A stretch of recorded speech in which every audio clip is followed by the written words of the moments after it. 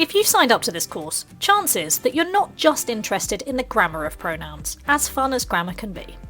Chances are you're here because you want to know more about how pronouns relate to identity in situations such as people who have pronouns in their email signatures or Zoom names, such as she, her, or he, him, or people who request they as a singular pronoun. For example, that's Alex, they're a software engineer. In these cases, the pronouns tell you, or purposely don't tell you, something specific related to the identity of the person, their gender, and how they would like to be addressed. As we discussed earlier, in most English-speaking societies, we've traditionally used 3 different sets of pronouns when referring to people.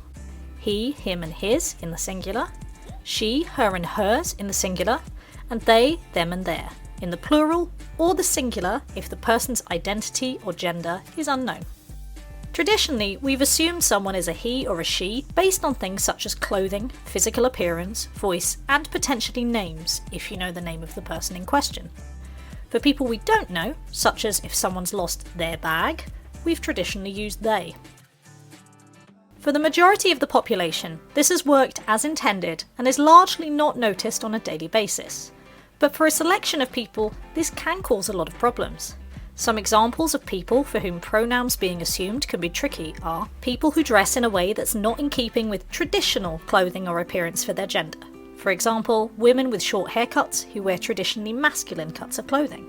People whose name is unisex or from an unfamiliar culture when they haven't met the person yet and are communicating by text or email. Trans people who are beginning their transition and may be adjusting to a new physical appearance, clothing style and voice.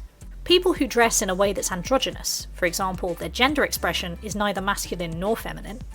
Or non-binary people whose preferred pronoun is not he or she, and we'll explore that more in detail throughout the course.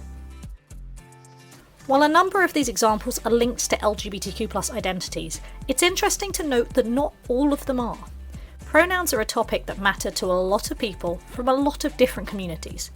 They're not just a matter of grammar, they also represent identity.